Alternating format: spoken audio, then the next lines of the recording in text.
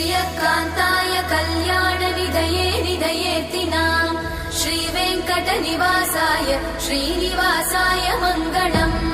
लक्ष्मी सविभ्रमालोकसुभ्रूविभ्रमचक्षुषे चक्षुषे सर्वलोकानां वेङ्कटेशाय मङ्गलम् श्रीवेङ्कटाद्रिशृङ्गाग्रमङ्गलाभरणाङ्गये मङ्गलानां निवासाय श्रीनिवासाय मङ्गलम् सर्वावयव सौन्दर्य सम्पदा सर्वचेतसां सदा सम्मोहनायास्तु वेङ्कटेशाय मङ्गलम् नित्याय निरवध्याय सत्यानन्दचिदात्मने